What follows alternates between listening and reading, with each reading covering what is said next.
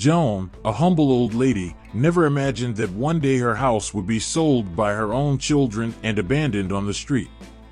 What the children did not expect is that she was mature enough to teach them a lesson that they would never forget: separation from loved ones.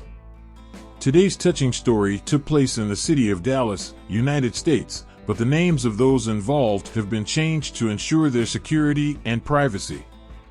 Joan, a mother and grandmother in her 70s, lived in a simple and cozy house, and even after loving her children, she was surprised to find out how far their greed could go. Joseph and Sophia, her adult children who had already started families, made the decision to sell their mother's home since they were having financial difficulties. The woman initially objected, but after much discussion, she came to understand the issue and was persuaded by her children. She eventually caves after hearing their justification that they wouldn't be doing this if they weren't having financial problems. In her lovely garden, Joan enjoys some fresh air while gazing up at the sky, appearing to be quite reflective and depressed. Her daughter Sophia says that she only needed to take basic and necessary things. 2 small carry-on bags would be enough. And Joan was sad to think that all her furniture would go to waste when other people bought the house. However, she was comforted by her daughter, who said that she would be much better living with them and no longer alone in that house, which had sad and lonely after the tragic death of her husband.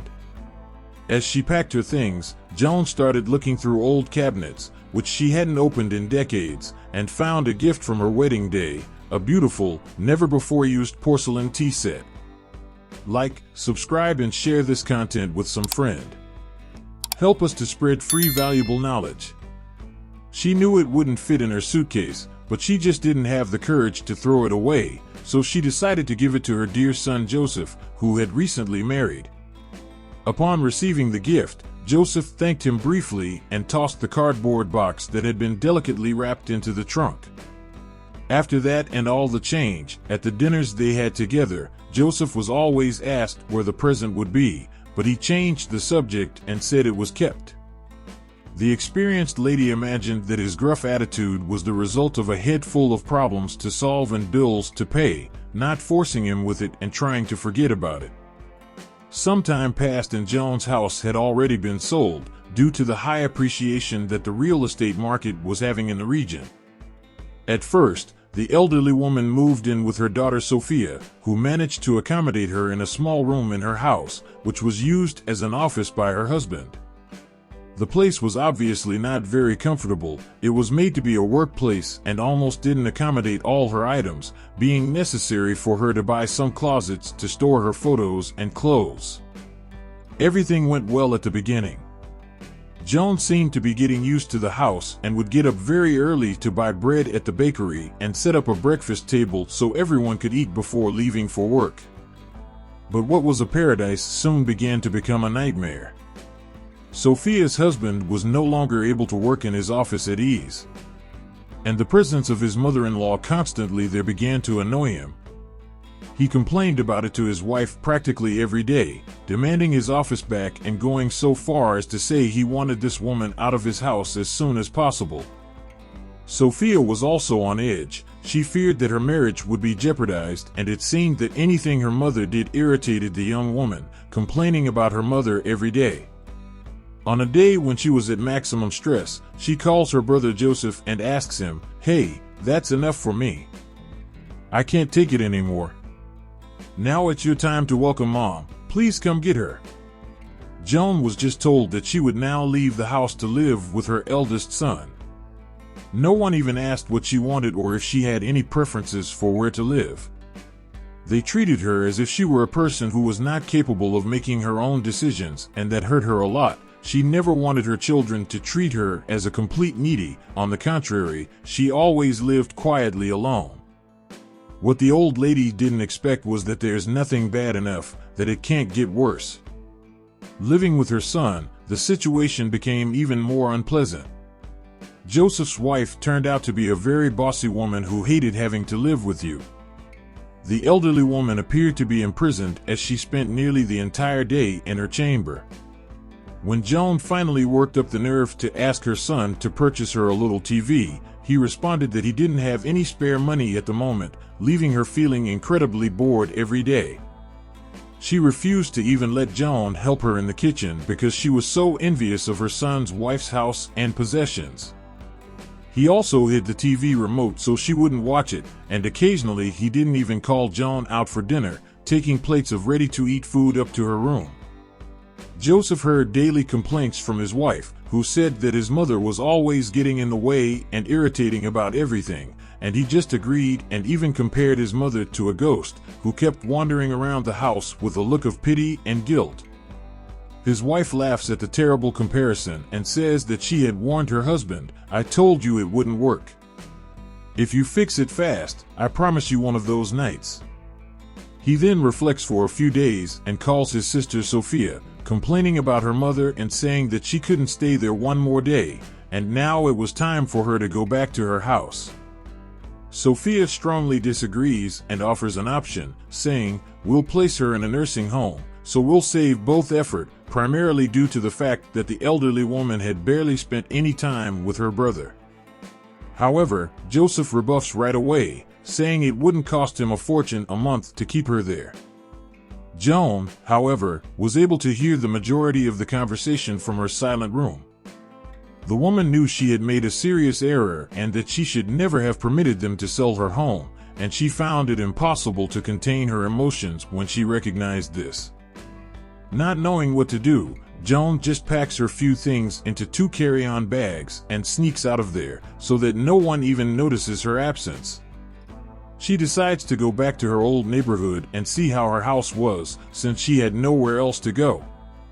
To her surprise, her entire house had already been demolished and another one was built in its place, leaving no trace that the lady had lived there all her life. But before she could get emotional to see that, Joan hears a familiar scream calling by your name.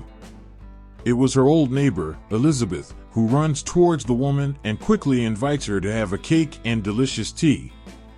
Joan was clearly disoriented. His confused look and dark circles under his eyes, accompanied by a rapid heartbeat, gave away all the anguish she suffered. However, the ex-neighbor Elizabeth was always very delicate and elegant, and first made a point of helping the woman to calm down, only to ask later what was going on. They were just over 2 years apart in age, but the neighbor was clearly much better looking. The impression is that Joan has aged very quickly since leaving her old neighborhood. Her skin was terrible and her body no longer seemed to respond as it used to. Soon, Joan finally calms down and starts counting. She says her children didn't want to live with her, and during the time she was with them, she never heard a kind word. He realized that they were clearly uncomfortable with her presence. It wasn't a life, but a torment that never seemed to end. And although they've never been that close, a spirit of solidarity grows strongly within Elizabeth. "Don't worry, my dear. Your children have abandoned you, but I won't do the same, count on me. Besides, one day it's me who might need your help." The ex-neighbor then says that there was a guest room in her backyard, which had been built by her son, as he, even after he moved, wanted to be present with his mother and slept there whenever he visited her, practically every 2 weeks. Joan first refused to accept it because she felt it was unreasonable to expect so much from someone with whom she had not had so much contact in so many years. However, after much argument, Elizabeth persuades Joan and helps the elderly woman move into her new room. Joan makes the decision not to speak to her kids. The elderly woman no longer wanted them to know where she was because they had severely crushed her heart. After 3 months, the women realized they have a lot in common. They live peacefully together, sharing chores, watching soap operas, and starting to cultivate a small garden, which would serve to plant the same spices that Joan had in her old house. James, Elizabeth's son, loved that the two of them lived together. He liked to see how they managed to keep each other company and visited as often as possible. The two had a peaceful soul and full hearts. They forgot even all the hurts and problems. Inevitably, over dinner, the man heard Joan's tragic story and how she had been passed on by her own children. He thought that was terrible. How could anyone treat their mother with such contempt? Then he decided to act. He had a longtime friend who worked for a big law firm, and with a connection he passed the story along. His friend surprises him by saying that it was more common than he thought, finally saying that if the old woman wanted to, this would be a practically one case. Once completed, the children would have to pay good compensation to the lady. Through social networks, James locates the two ingrates and decides to make a call to Sophia, Joan's youngest daughter. The man says that he had news from his mother, but that he could only give it in person. He gives the address, and 2 hours later Sophia and her brother Joseph arrive at the place, and to their surprise, they come face to face with their own mother, who was sitting at the table eating a cake and drinking coffee, as she had done every afternoon since went to live with Elizabeth. The two almost jump back, but their features, which at first were surprised, are replaced by an expression of anger. "So you were here living with strangers while we spent time and money looking for you for days?" said Sophia furiously. At that moment, Elizabeth, who was in the kitchen, heard that and was outraged at how disgusting it was to know that the children had been looking for the missing mother for only a few days, when they had already lived together for more than 3 months. Elizabeth couldn't help but do something she later regretted. She interfered, calling Sophia a monster and ungrateful. Tempers were so high that Joan's children didn't even notice the second man in the room, James' lawyer friend. He prevents the start of a big mess, and says that the sibling couple made a serious mistake, blackmailing and persuading their own mother to sell their only property. He asks what motivated the two to sell the house built and maintained for decades by their mother and late father without passing on a single penny to the elderly woman. However, he was not prepared to hear the answer. Joseph, enraged, says, "That house was mine too. I have children to raise and I don't owe you an account." Sophia intervenes. "I needed to expand my company's business, and if all goes well, over the years I could buy a bigger house and take my mom with me." Joseph grabs his coat and heads towards the exit. "She signed off on the sale of the house and you can't prove anything. I'm leaving," he said, already opening the door. With everyone in shock and enormous tension in the air, the lawyer opens his jacket and takes a tape recorder out of it. He stops recording, rewinds the tape for a few seconds, and plays Joseph's last sentence exactly. An expression of fear takes over Joseph and Sophia. But before the lawyer could proceed, Mrs. Joan gets up from her chair and interrupts the whole scene. She thinks for a few seconds. Finally, she says in a shaky voice, choked with emotion, 55 years ago your late father and I started to realize our dream. We bought this land with all our savings, which forced us to sleep the first months here in a tent. It was fun at first. There were only 3 houses, but it was a new area that attracted young couples willing to start a family, like us. His father was the best carpenter in town. He knew he could get enough work here. And between one job and another, we gradually built our own house. I wish you could see the sparkle in your father's eyes when 2 years later the house was finally standing. It was night. We stayed in the garden watching every detail. It was the perfect time for me to reveal that we were fulfilling 2 dreams. The house was ready, and you, Joseph, were on your way, inside me. I feel the hug your father gave me at that moment until today." At this point, Joseph J. I couldn't hold back the tears anymore. The lady continued, "And you, Sophia, when we found out you were on your way, I had the audacity to suggest to your father that we move. He took that as an offense and went to work again, and when you were born we had already expanded the living room and built a new room, all planned for Daddy's little star. Do you remember he called you that? And even though the house was built with our blood, sweat, and tears, your father and I promised each other that deep down it was yours, and that you could do with it whatever you wanted. When you asked me to sell the house, of course I was taken by surprise. I wasn't ready and had to think for a few days. In the end, I concluded that I had no choice but to fulfill and honor the promise I made to your father.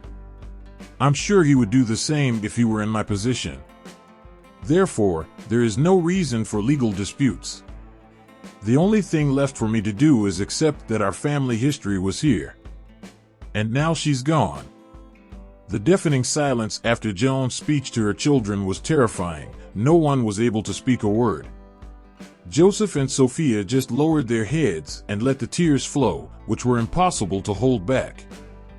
Joan hugged them and the son said gently, as if watching the end of a great cycle, "What do you think about this story?